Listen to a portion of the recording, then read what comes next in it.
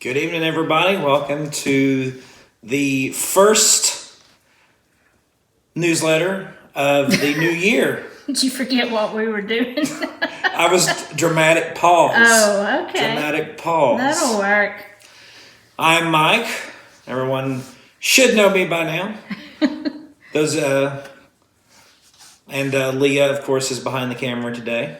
Doing tech. Adding all the special effects and technological wizardry that is I don't know about that. The Paranormal Help Ministry monthly live. But I am here. That's for sure. One way or another. Got me a comfy chair. I kind of look like Santa Claus sitting over here with this beautiful tree here behind me and the fireplace to my right. Hang on, I'm bringing up the live so I can like and share. Watch some chattery going on. Yeah, I also have the live pulled up on my phone here in my lap. Hi, Gabrielle. Oh, that's in my way.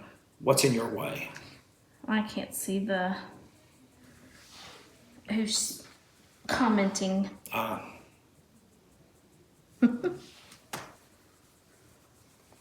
So what do you want to start off saying there, Michael? Well, today's January 1st, which is New Year's Day.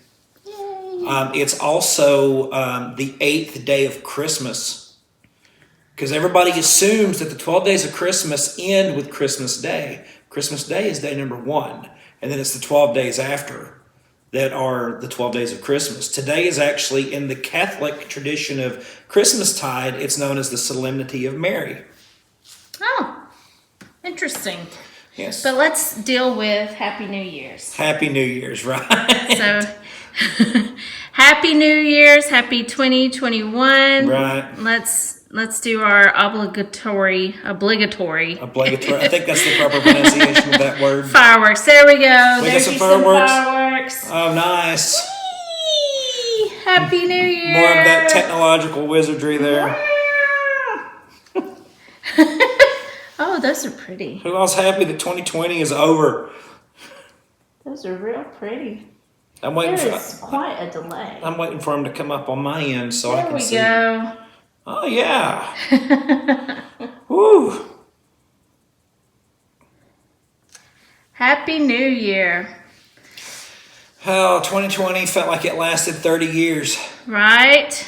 The first 3 months were, oh, good Lord. I know everybody had their own struggles and things going on, but I mean, what a year. What a year. We had a pretty decent year. We actually had, several cases that we were able to get worked on. A lot of people that we were able to get helped out, whether it be through investigation or through phone, email, such and such. So such and such. Such and such, cannot complain there. Nah. We even got an offer to sponsor a football team. Interesting. Now, they called the wrong number. It was one of those moments where when I got the phone call, I was just like, yeah, no thank you. But thanks for thinking about us. Yeah, absolutely. That was really, really cool. Hey, Gabrielle, please feel free to send us a private message, and that way we can talk to you about your situation one-on-one. Or if you don't want to watch the rest of the video, you're more than welcome to look on our page and our contact info with our email and even phone number, or you can call or text, and we can discuss your situation with you. Absolutely. We got somebody needing help, I presume. Yep.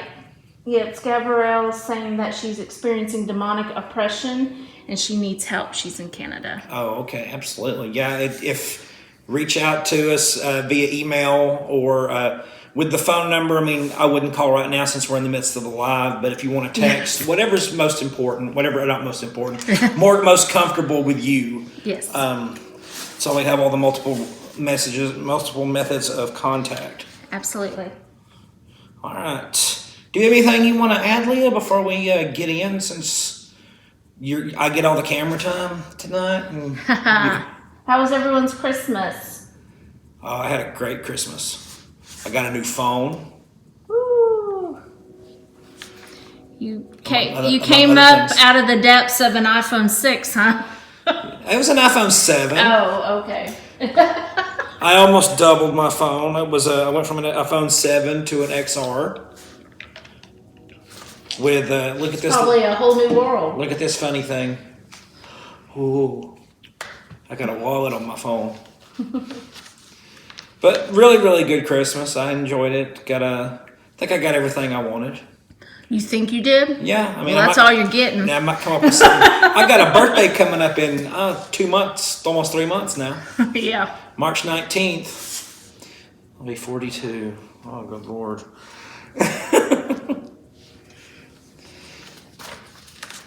Well, how was your Christmas? It was really good. Thank you. Good deal. Shall we carry on? Well, I mean, it'd be really awkward if we I just mean, we sat can just here. sit here and talk about the things that make us hopeful for the new year, and then we can meditate on, or I could just give this message. All right, So, what do I have this clip for?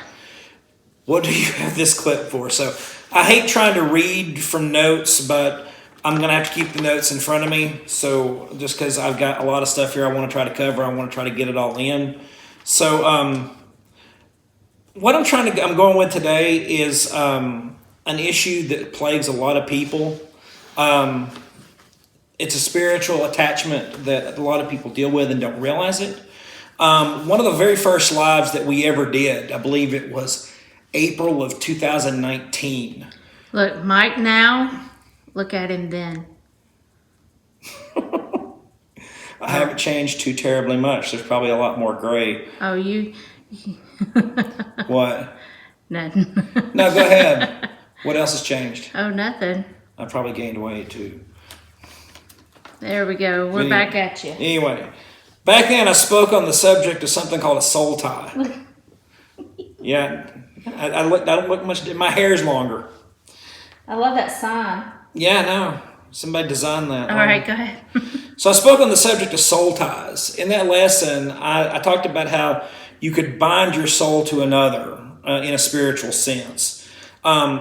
There's some acceptable places, or some places where that's acceptable, of course, in marriage, because it states in the Bible that, when people get married, that two become one flesh. But you can put yourself in an unhealthy relationship that can affect you. Those unhealthy soul ties examples can be between two people, can be used between two people to pass demonic garbage between the two of them. An example that I found would be a Christian man that had developed a connection with someone that practiced witchcraft. That man could live in torment if that person wanted to start demonic influence, could live in torment if the person practicing witchcraft wanted to push demonic influences this way. I mean, another healthy example of a soul tie was Jonathan and David in the Bible, because it stated that David had bound his soul to Jonathan. Anyway, but with the example of the Christian man and the witchcraft person, it says the only thing that he was guilty of in this situation would be the fact that he allowed the soul tie to occur. We've had experiences on cases where we have had clients that unknowingly had a soul tie and had to go through the steps of deliverance from this and severing that soul tie. Now, this isn't meant to be a repeat or an overall review of that lesson. The video that Leah showed, that message is, like I said, is dated April 1st of 2019. It's in our archives. If you want to go back, watch it. I suggest It's a really good lesson there. Yeah, on our Facebook page under the videos tab. Right. And we're still in the process of getting everything transferred to the YouTube channel. I'm sorry, that's my fault. Still haven't gotten everything We're in the downloaded. process, meaning So the only problem is that it takes so long to download the video off of Facebook and then get it to the YouTube channel. Unfortunately, I have put it off. So, I mean, again, that's on me. That is totally on me. But anyway, what this lesson is going to go into, it's another area that we see clients suffer that also needs to be dealt with on a personal and a spiritual level, like the soul tie, and it's known as a stronghold. Several people, I'm sure, have probably heard that terminology before. The definition of a stronghold is as follows. It's a place that has been fortified so as to protect it against attack. Now, most of us would define this as a castle and or a fortress that is heavily stocked and defended in order to prevent anyone from getting inside of it. Now, this sounds like a good thing. Everybody, most people would determine that, something that's highly defensible is what you want. And in many ways it is. The Bible even refers to God in many places as a stronghold or a strong tower in times of need. And he is a place that you can run to in order to avoid the temptations of the enemy. But like any great gift that the Lord has given to us, the enemy has his own perversion of this, and what Satan ends up doing is locking you in a citadel of wrong thinking and lies. This method prevents you from seeing the light and the truth of God and keeps you in a place where you can be continuously tormented. This place has now become a prison where you anguish, yearning for a way out, but blinded as how to escape. And in this way, the devil has gained a foothold into your life. So this is just kind of the basic start of how a stronghold begins. A stronghold, in the biblical sense of what we're talking about, it's basically a wrong way of thinking. And there are many, many different examples of strongholds. You can have a stronghold of lust. You can have a stronghold of addiction. The list goes on. There are many teachings, and this lesson could go on for hours if I were to go extremely in depth into this. But for time's sake, because Mike will go on and on and on if he's not stopped. So, yes. Just a couple of in-depth examples I did pull up that I thought were pertinent to where we're going here, because the whole title of this, I could have led with that, but I wanted an air of theater. The title of this is Strongholds Leading to Demonic Attachments, because what we end up with in a lot of situations that we have found as investigators, and the reason why we are in ministry, is because there's no such thing as just a regular ghost hunt anymore. Every investigation that we end up on, no matter where it is, it seems anymore, we always end up with something where we end up dealing with the demonic. And strongholds is one of those things that not a lot of people talk on when it comes into this field. You hear it in church a lot, but people don't realize that it can be connected to potential paranormal activity. Leah, do you have any thoughts on that before I go forward? That's true. Are there any questions or comments from the group?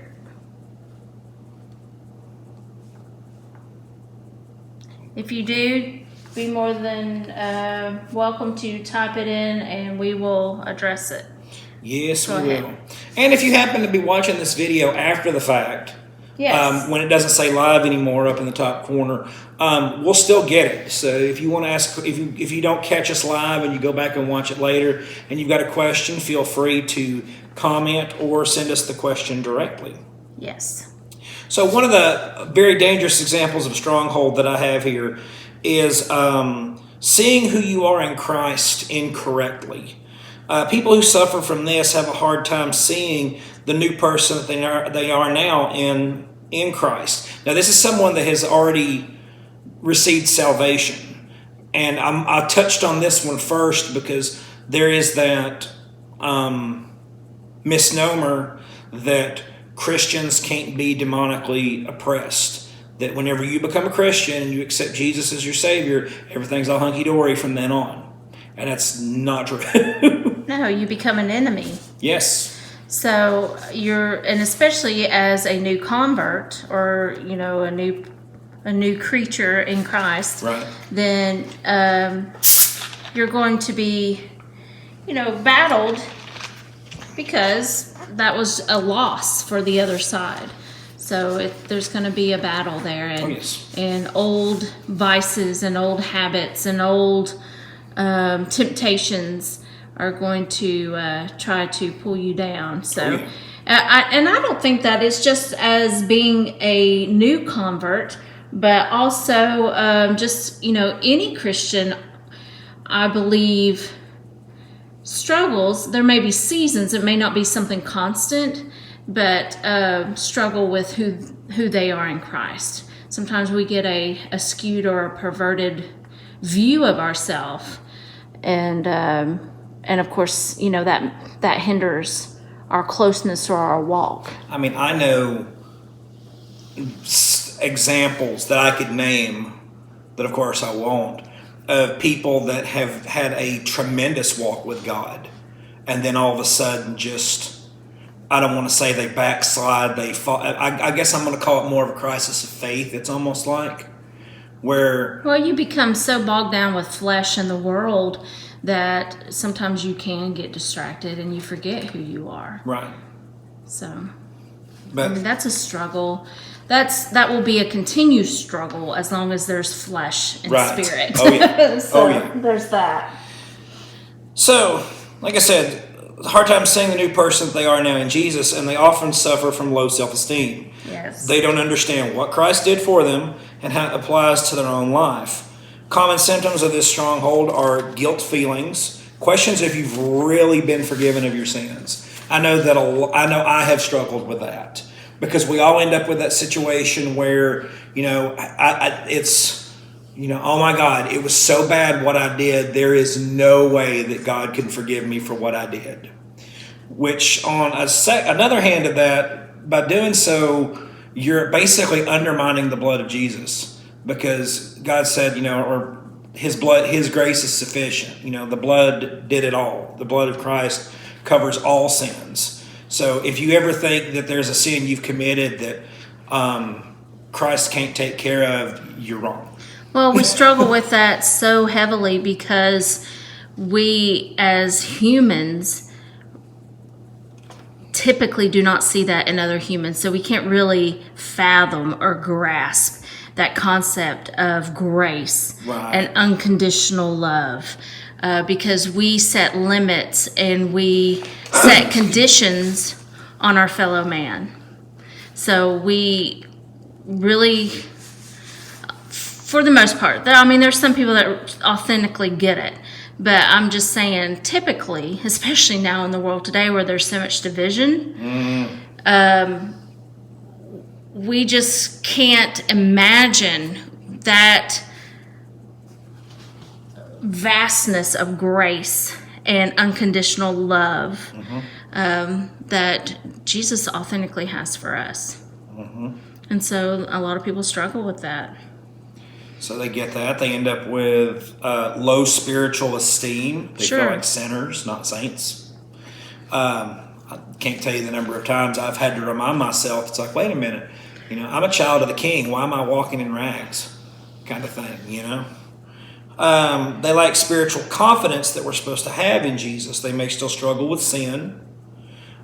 Jesus said that if you keep in His word, which tears down strongholds, you will be free from the power that sin has over you. And that's just kind of paraphrasing. That's in John chapter 8, verses 31 through 34. And overall, you just don't feel worthy spiritually, and you lack the joy of the Lord in your life. Again, you think that, there's no way God can forgive me. There's, I've messed up too many times. That's a big thing. A lot of people, Jesus said to, I believe it was Peter, you should forgive someone, what was it, 7 times, 70 times? 70 times 7. 70 times 7. Same arithmetic. But the point being, we can't grasp that. It's like, case in point, if I keep, doing the same thing to somebody over and over and over, and I keep saying I'm sorry, at what point do you think, like, wait a minute, is he really sorry, or is he just, saying that because he just keeps doing the same thing, kind of deal? And I'm not going to say I haven't been that person before.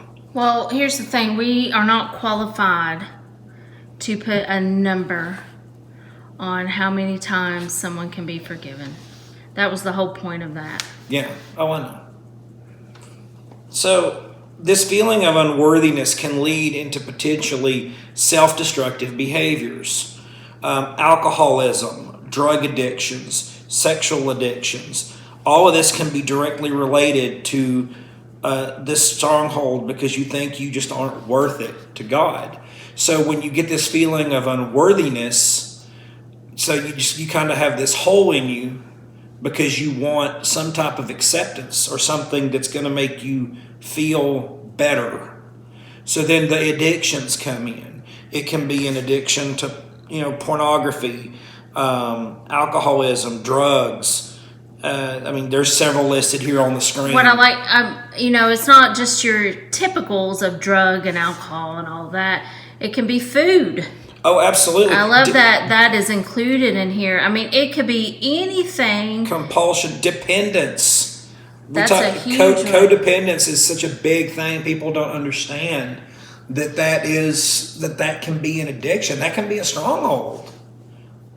Yeah, definitely. Behavioral, I like that.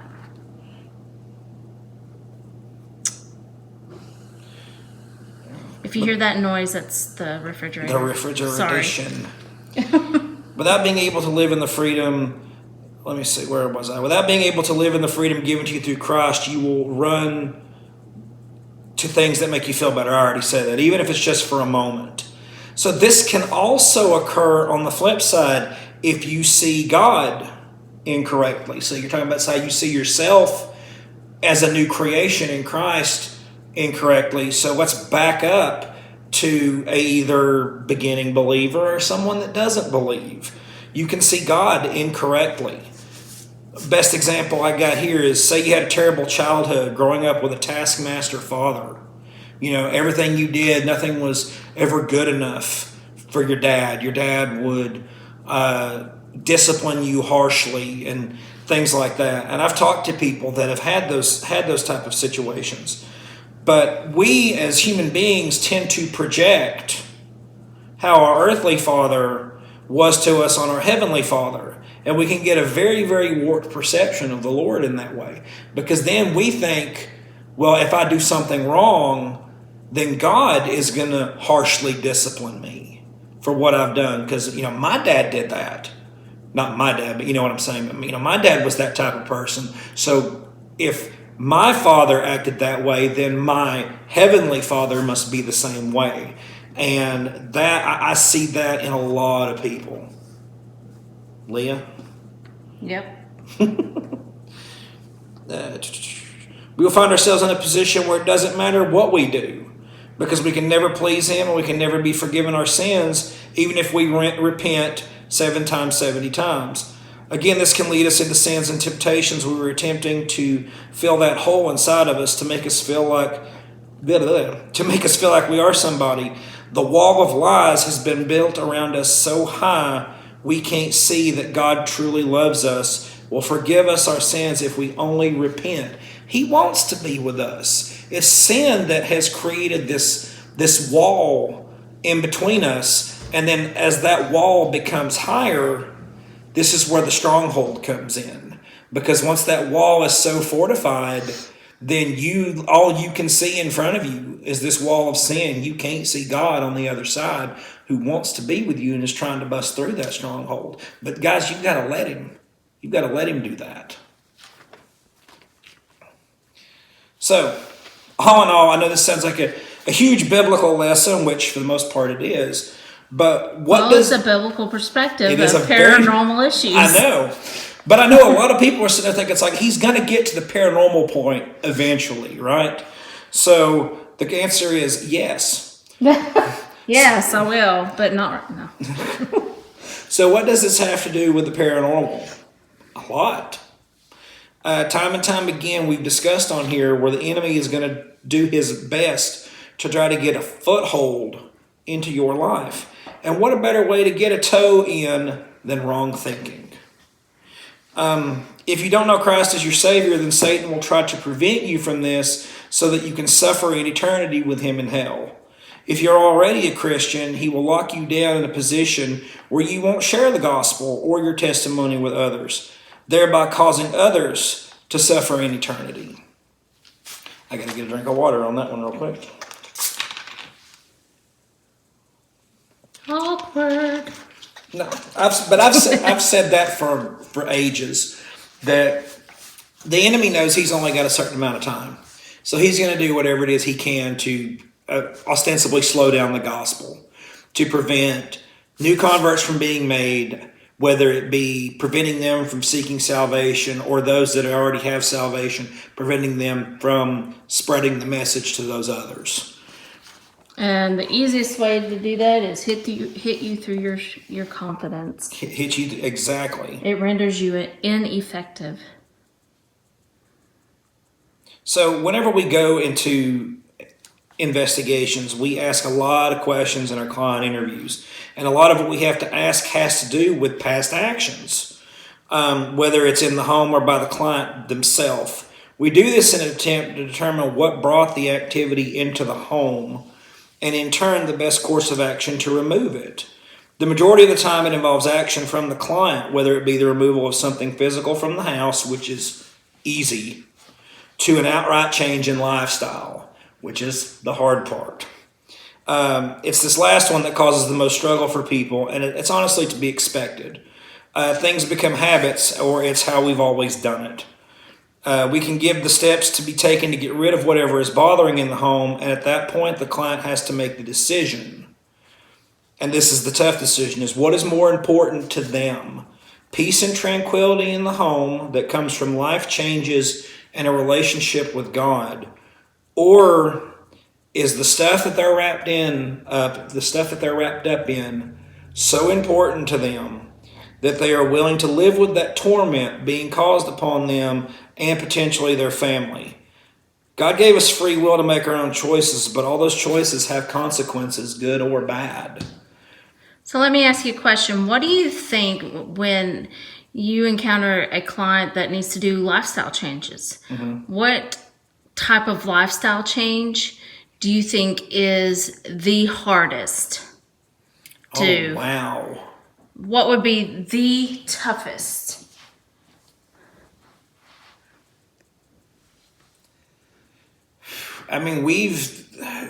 From experience, we've had people tell us flat out no, that they won't make their lifestyle change, or they can't. What would they not give up? The one that comes to mind immediately, it was someone that was living in a lifestyle of witchcraft because they were gaining power from it. Mm-hmm. I mean, that's a pretty blatant, issue that would definitely need a lifestyle change. Correct. What do you think that isn't so blatant, or that we don't really think a lot of? Do you have one that you think? I'm thinking of one. I wonder if you're thinking what I'm thinking. Oh, you've already got one in mind. Yeah. Okay, so let me make sure I'm understanding the question properly. Mitchell Crawford is watching. Thank you, Mitchell. Word the question for me one more time. I'm sorry. So, of course, what you brought up was, witchcraft. Mm-hmm. That's pretty blatant. That's probably causing issues, no Right. doubt about it. What, I guess, subtle, or what we would consider to be not in the forefront of our mind, that is a major issue that would be a hard lifestyle change? Unbelief. Well, okay. I'm going to throw this out here. How Okay. about the tongue? The tongue. Yeah, people that one of the hardest things I think, and if anybody out there has a different opinion, is changing how we speak. We get in such a rut of speaking negatively that we don't really realize that it's negative anymore. It's just have just been content with saying, well, it's just fact or truth. But I mean, that goes hand in hand also with your belief. You mentioning unbelief. Right. How the things that we say definitely affect the atmosphere, definitely affect the environment, and will affect us too, because that energy, whether it be positive or negative, will affect. I can see that, because life. But we don't ever think about it. Life and death are in the power of the tongue. Absolutely, but we don't ever think about typically of the things that we're saying. Like we get. It's so easy just to say things of, well, I've been dealing with this and I've been dealing with that and this is going on and that's going on. And then when we come in and let's say that we've found what the issue is, we've done a house blessing or it's been resolved, at that moment is trying to help the client understand, okay, now you've got to change the way you're saying things. You're not well, this is going on and we're scared of that and that's happening and this is, as if it's still presently happening. That is now your past. So moving forward, I get where you're going. You have to do a change in how you say things, or else you're just inviting things back. So now I'm glad that was resolved. I'm believing that it's continuing to stay gone, that it has no place here, and then you're speaking that authority. So it's interesting you bring that up, because that's why whenever we leave a case, when we've taken care of stuff, we've done the blessing and whatnot, we're careful with our wording when we leave. We state, we've taken care of it. Yes. It is gone. If you have any questions or anything, please feel free to contact us. We don't leave the client with the words, if anything else happens, give us a call. Right. Now, that's not saying because, just like with new converts, it's going to try to come back. Absolutely. And we do our best to equip people before we leave, because we tell them that it's not all, we can go through, identify it, take the steps to get rid of it, give them a action plan, and then take care of the blessing, and then tell them, now this is not a one and done, because just like, I had a really good example on the tip of my tongue, but it's gone I'm now. thinking we've had an example of where it was resolved. We knew that we knew that we knew the moment that we left there, it was resolved. Right. Talk within that home after we left among people that had been there, not necessarily the homeowner to some degree, but other people that are in and out of the home would talk about the activity of the past. And so over time, they started experiencing activity again. They started, having, what do you want to call it without giving away too much? They started inviting others to come in and, okay, look, we're experiencing this kind of stuff again. It was because of the things that they were saying. It was trying to invite back in passively. They weren't saying, oh, hey, come in, come back to my home. Right. But once that speech got corrected, you're giving it a life again. And they kept speaking blessings over home. No, you don't have any place here. You are gone. We, by the blood of Jesus, you have been eradicated out of here. Once they finally got that in their spirit, and they started speaking that more so than every little noise or paranormal or abnormal thing that would happen around the home. And see, that's another thing. People, once we have had situations, or not even us, I know of other situations where we have gone through, we've taken care of everything, they've taken the steps necessary, and then just because they're on such high alert, Sure. An example, a raccoon gets in their attic and they assume that it's back. Yeah. Or their hot water heater. But if they continue in that mindset of, it's there, you're gonna bring it back. There's a lot of power in the mind and the things you speak. So if you start putting yourself in that fear again over everything that you see around you, then that's going to give another foothold or stronghold to come back. So it's very important that if, let's say that you are or have been a client and they've come into your home, a group or whomever has come into your home and things have been resolved, that you stay the course. It doesn't matter what's going on around you at the moment, because in a lot of cases too, there's a residual.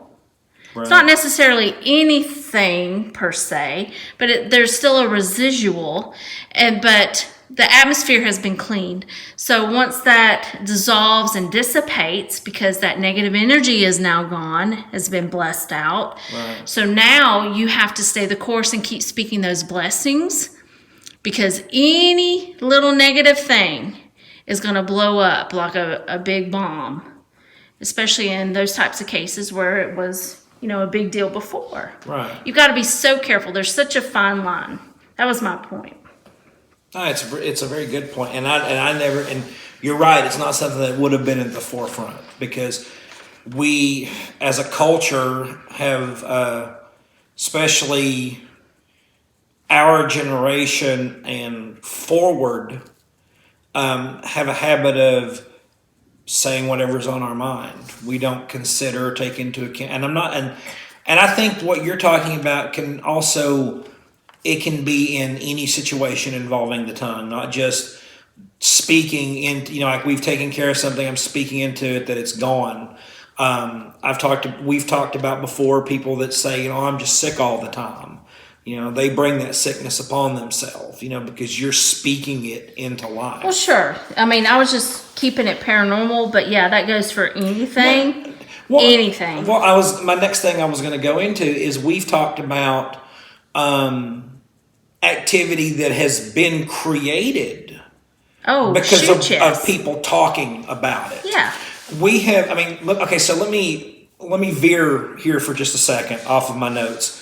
I was watching a video today.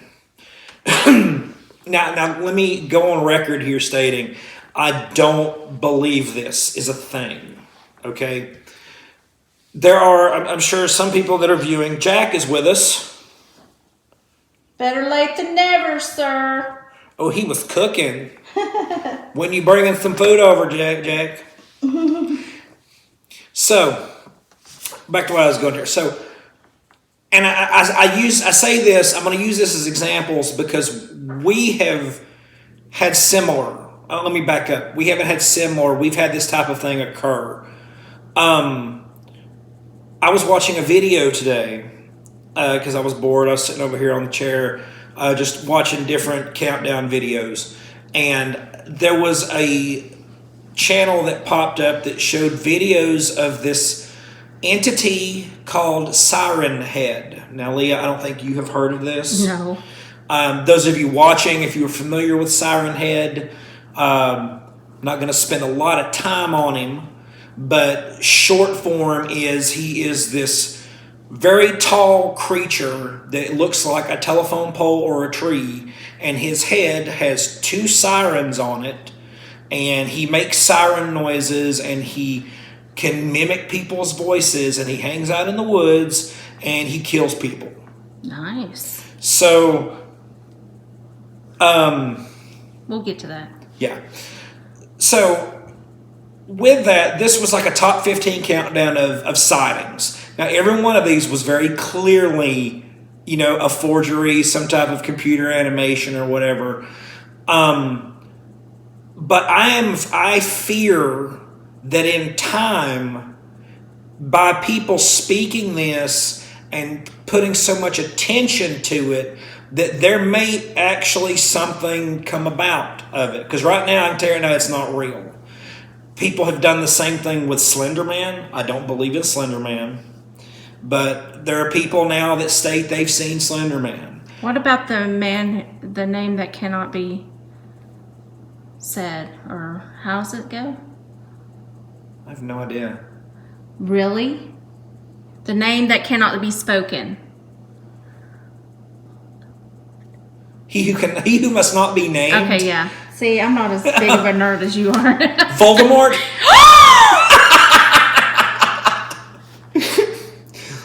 I wasn't going with that, but Slender Man, or even the Rake. I know people have probably heard of the Rake before. These are all. Is he married to the hoe? Oh yeah. So my point being, that's 3 entities that have been created online. You can go back and online and see the places where these stories originated. Most of them were with creepypastas. Slender Man, I have talked to online one of the guys that created the Slender Man mythos. I ordered, I don't know if any of you are familiar with Marble Hornets. It was a web series. I ordered all of them on DVD, and I've talked to the guy online, so I know where the Slender Man legend came from. The point of this is, if people bring enough attention to this stuff or speak enough of it, the enemy can take whatever form he wants. Shoot ya.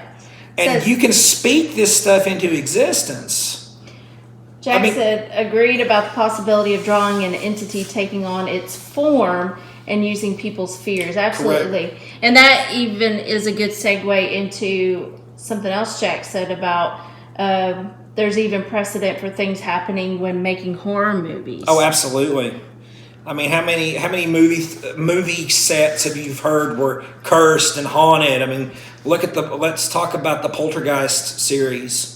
The people that have died that were in connection to that movie series. Well, and I know that a lot of people don't believe in that things can't transfer through TV. I know you and I have discussed this, and I am not of that group. I firmly believe, because I can sense that there are some of these horror films that it comes from a very real place, spiritually and in the paranormal realm, that there is a spirit or however you want to label it, that's moving through the undertones of that movie. Oh, yeah. And there's been, many times that we've just seen trailers, and I've been like, we don't need to watch that. You and I have left theories. Theories? We have theories. We've left theaters shaken after watching some of these movies. Oh, absolutely. Some of the stuff, it's like, it's almost like a PTSD. Like, you react to it in that way. Jack said the Conjuring producers insist on blessing the set during filming, and I'm telling you what, they need to. That's the smartest thing I've ever heard. Yeah, absolutely. That definitely needs to be done. But I mean, stepping back here, we kind of stepped away before I was finished, but it's okay. I had one other point with the mythical creatures that now people are saying they've seen sightings of. A great example, and I know this was on the news several years ago, were the 2 little girls that they took the girl out into the woods and they were going to sacrifice her to Slender Man. Oh, yeah. The little teenagers. Yep. So, I mean, because we have been at places where there was no activity, had never been activity, but enough people over time had spoke, hey, there's something here. Hey, there's something here. Guess what? Something was there after they had spoke it for so long. Remember? Well, I know we've discussed it before, that there was a bed and breakfast that was trying to get a reputation of being haunted, when in fact it really wasn't. It was just a really cool historical building. there was nothing there in essence, but it had built a haunted reputation. And then when we actually went, it was finally revealed that it was not reality. Right. It didn't come from a place of someone being there or something being with the land. It was just through hype, Right. and constant conversation of kind of speaking into the home, that something presented itself, but it had no substance. It was, in a sense, a conjuring. Well, I think if you say that kind of stuff, people are going to get confused with like the movie series. And I know. No, that's on a different that level. was the joke I meant. Yeah. It's again, it comes into speaking it into existence. I think years ago, on that show that Ryan Buell used to do, Paranormal State? yes, Paranormal State, I think they even ran into a situation of that. I want to say it was in Chicago, that they went to this very famous hotel that had, loads of different reports of being haunted and things like that. And I think either it had burned completely down to the ground, or portions of it, or whatever. But anyway, over the years, they had, it was Chip Coffey, I think. And, doesn't matter what your opinion of Chip Coffey is. I've never met him, but he seems like he's a really nice guy. But I think what they finally determined with that is it was not really anything of any substance. It was just people creating stories over the years. And, of course, the fabled Lady in White, and, that they were there on their honeymoon. She's in her wedding dress, and she fell down the stairs and broke her neck, or, and then in the kitchen there was, somebody that was wronged, or, just all these stories that happen throughout the years. Substance. I would love to go to a place in America that doesn't have a story about a lady in white. Or a lady in black, or a lady in green, or, I'm sorry. What is, oh man. Well, on the flip side of that too, don't be so jaded by the lady in white that you don't see the lady in white if she's for real. Oh my. What was, oh, Jack, you might be. I love Chip too, Jack. Leah, Jack, one of the two of you, I can't remember. What is the terminology for a lady in white? There is a ghost? No, there is a term for it. An enemy. There's an action. You know what I'm talking about. A lady in white. There's a terminology. Apparition? No, I mean, like, the lady in white phenomena is called something. Oh, you know about that stuff. I don't. Yeah. So, if anybody, Jack, if you know that, please chime in. Maybe towards the end of this presentation, I may take a quick trip to Google and find out, because that's really bothering me. I know there's a terminology for that, but it's something that it's like oh goodness, there was a story. Well, in the Chickamauga battlefield in Ringgold, in Chickamauga. Wow, I grew up in Ringgold. All my memories still doesn't know how to get around the town. Shut up. All my memories are compressing together. Everybody that's in this area knows about Wilder Tower. And there are so many stories about Civil War. I mean, there's some legit stories there that we have investigated, and we've picked up some interesting stuff.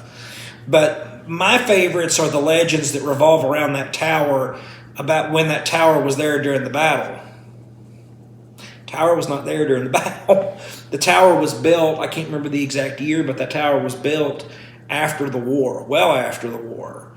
So it's just something that people have concocted over time through misinformation, or just speaking it into existence.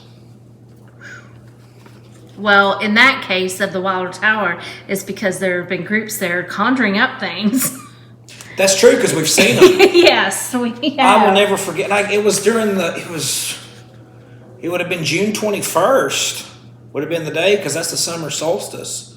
But I can't remember how many years ago it was. we were driving through the battlefield and we saw a group in front of, this is late at night, in front of the tower with a fire lit and everything out there doing who knows what. But, you know what? Well, you know, but we've seen it.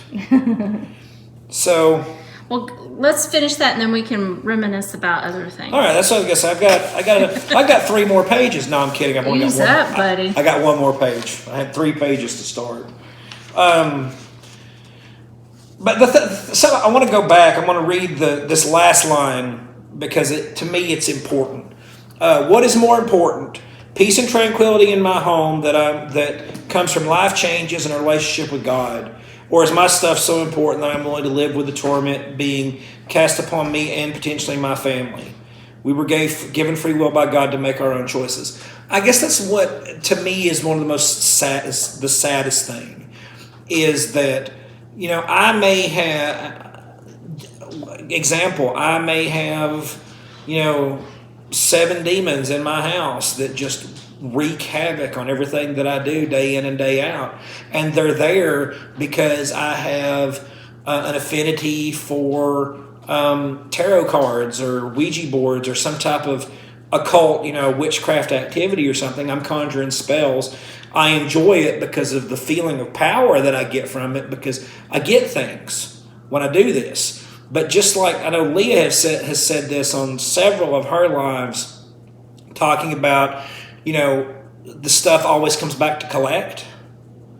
So people come in and they get all this power and this feeling from the stuff they practice, but their lives are in utter torment. And it's as easy as give that stuff up. Give that stuff up. But they don't want to. They would rather deal with the torment, but keep their power that this thing gives them, than trying to just to simply give it away and then have peace in their home and in their life. We have dealt with that several times on cases, and it's heartbreaking. So I also want to add in this kind of disclaimer. Does every stronghold cause paranormal activity? No. It's just like that whole thing of, giving the devil more power than what he has. Is the devil behind every bush, standing there with his pitchfork and his red leotard? No, sometimes it's yourself. Right. You're your own. You are your own demise. Right. So you can have a stronghold without paranormal activity, but the potential is there. That the paranormal activity if you are having paranormal activity occur, that there can be a stronghold deep rooted in that's causing it. Now, the important thing is to remove the stronghold. How do we do this? How do we do that? Tell me. A stronghold is an impregnable fortress that's heavily defended. Remember, it would take an army, right? But if we look to 2 Corinthians 10:4, 10:4, good buddy. For the weapons of our warfare are not carnal, but mighty through God to the pulling down of strongholds. The very foundation of a stronghold is lies and deception. So the best attack against this would be what? Tell me. The truth. The truth. You can't handle the truth. And what better truth than the Word of God? Just like you have to use your equipment to debunk activity when you're on an investigation, you have to use the Word of God to debunk the lies that the enemy has fed you. Your best equipment is found in Ephesians 6:10-18. Why does that sound familiar? Because we talked about it before. Isn't there a shield with that on it? That is what our logo is made of. Yes. It's the armor of God. Yes. So put on the whole armor of God. Here you will find that your best weapon of offense is the sword of the Spirit. That's God's Word. Jesus tells us in John 8:31-36 what truth can do for us. That's where we find the verses about the Son will set you free, and He will set you free indeed. Verse 32 says, then you will know the truth, and the truth will set you free. And then 36 is where He says, if the Son sets you free, you will be free indeed. And that's true, Jack. Or electricity spikes might make you think there's paranormal activity. Been there? All right, so let's see. So how do we break a stronghold? How do we do it with the armor of God? We do it with the armor of God. Once we've identified the stronghold and the real truth that involves, that's the thing. Because remember, a stronghold is from a wrong way of thinking. So we've got to introduce that truth. Then we can recommend certain actions to be taken. Now remember, it took time to build that stronghold. So it's going to take time to bring it down. Yes. It's not a one and done. And that's what I was talking about. Consistency in what you're saying, how you're speaking, Right. speaking those continued blessings, and stay away from that negative. Right. Don't get discouraged if it takes longer than you would think. Trust me, the work is a lot easier than doing nothing about it and just dealing with the stronghold. It's worth it in the end. So I've got just 3 steps because I want to say not every situation is the same. So the first thing, most important thing to do is repent. Repent of any unconfessed sin in your life, known or unknown. Repent of any sin that caused the stronghold to begin with. And that's the important thing of getting that identified. Once we can find out what the stronghold is, bring truth into it, there may be something in your past that caused you to have that belief. So you want to make sure that you repent of that. Addictions, illegal activity, these are all sins that can be repented of. Sin is our greatest stumbling block, and this always must be the first step. 1 John 1:9 says if we confess our sins, he will forgive us of them. That's just paraphrasing it. 2, if you have any unforgiveness in your life, this is so hard for people. Let it go. Sing for me, Leah. Let it go. Let it go. Let it go. Forgive that person. Unforgiveness can set up a bitter root and can actually hinder your prayers from being heard. The Bible says that if you don't forgive people their trespasses, God will not forgive you yours. The Lord's Prayer even says, forgive us our trespasses as we forgive those that trespass against us. You mean I've got to forgive people that do me wrong? Right. I know. Correct. and that's so hard. And I've used this analogy before. Holding a grudge or holding somebody against, something against somebody, you're not hurting that person. You're hurting yourself. Yeah. It's drinking poison and hoping the other person will die. All you're doing is hurting yourself. And that's hard. I mean, you've heard the phrase forgive and forget. I don't believe in that. I believe in forgive. You should never forget. Forgetting is foolish. Because you want to remember so that you can continue to grow from that. Well, not remember in hate, but remember what happened so that you can mature from it. okay. Well, what's your difference in that? Well, no, I mean it's like, well, to remember or to forget is foolish. I mean, I don't think that we foolish might have been a tough term. I'm sorry. That was kind of strong. I don't think that you can forget, but you can, of course. That's how we learn from things and then do better or move on. And I think it's unwise to forget. How's that? Is that a better word? Well, I don't think you have the capability to forget. Right. It's just not. So here's the thing. This is a whole nother lesson, and I'm not going to get started on this. But did you know that forgetting is not? That forgetting is only a human thing. Excuse me. I'm sorry. Ease up. Let me back up. I want to quote it correctly. People are not capable of forgetting. Forgetting is a God thing. There we go. Only God can forget. You got it together. He forgets your sins when you repent of them because he blots them out. There you go. So forgetting is not for people. It's for God. Right. We don't have that capability. God does. Thank you for getting me over that. Unforgiveness forges the chains that bind the holder. That's correct. Not remember against the other person, but remember to better navigate the relationship together moving forward. Absolutely. And I'm sorry, I like that Jack quoted a Leonard Skinner song there for us. Give me 3 steps. So here's step number 3.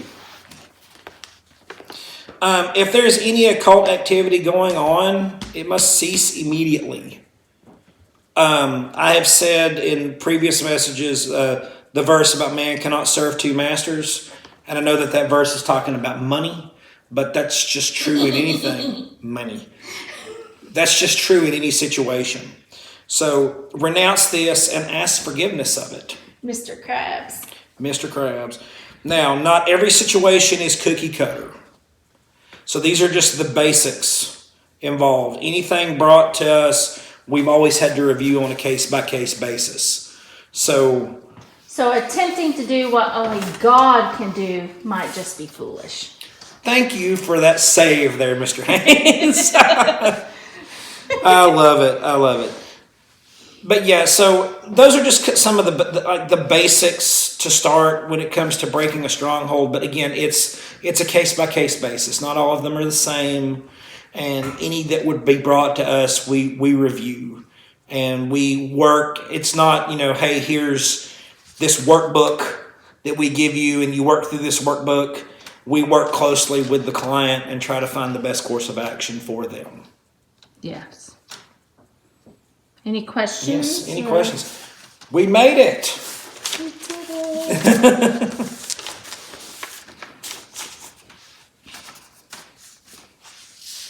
Questions, queries, comments? Rating, 5-star? Do you have any comments, Logan? Oh, Logan's in the house.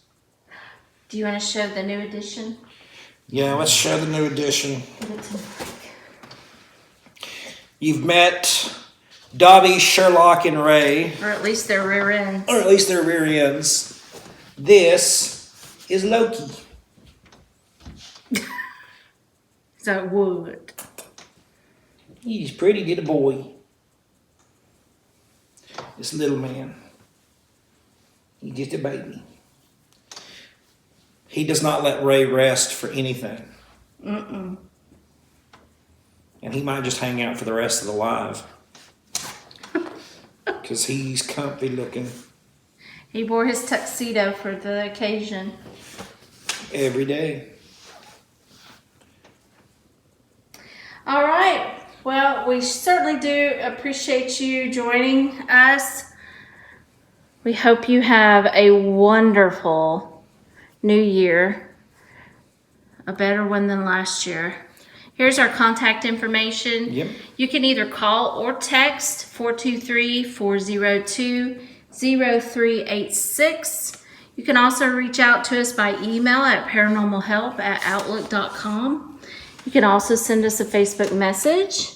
And I will also be uploading this video to YouTube. A lot faster than Mike will be uploading videos to YouTube. Hey, wait a minute. I thought I was just downloading old videos. You were going to upload them.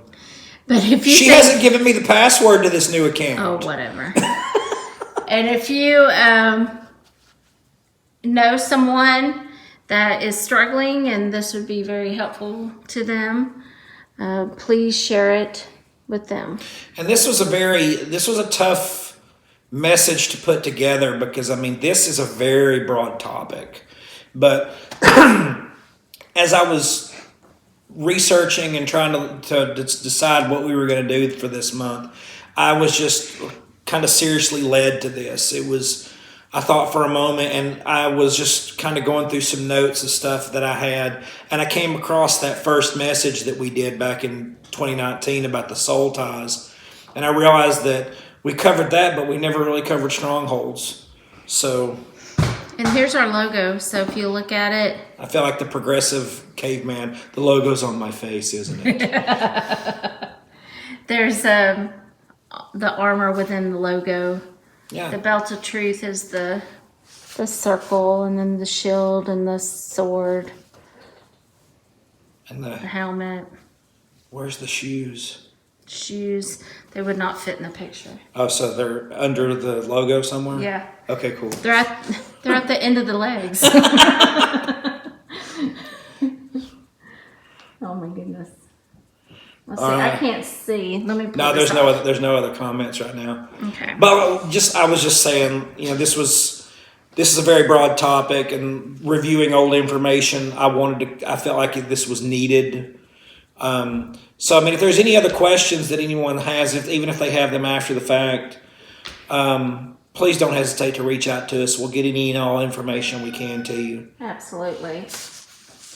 All right. Well, y'all have a great beginning. Yes, January. Beginning of the new year. And, we'll pop on with lives as opportunity presents itself. Yeah, opportunities have been few and far between because of COVID and whatnot. It's been difficult. We've had a couple of things that we wanted to do, but I know we've said several times we would pop on here and there, but nothing has arisen for us to be able to do that right now. So that's one of our new goals for this coming year is to share more information with you guys instead of just once a month, and creating more opportunities to be interactive with you guys. I've been pushing for another guestigator, but everyone keeps outvoting me. So that is our goal. Right. All right. Well. And I was kidding about the guestigator thing. No one's outvoting me. All right. We love you too, Jack. Maybe we'll have a Jack sighting on our next live. Yeah, that would be great. Maybe Leah will teach the next live. The month of love, February. She might. We shall see. I'm just kidding. But February 1st will be here before you know it, guys. Thanks for tuning in. We'll go ahead and wrap it up. Have a good night. Bye.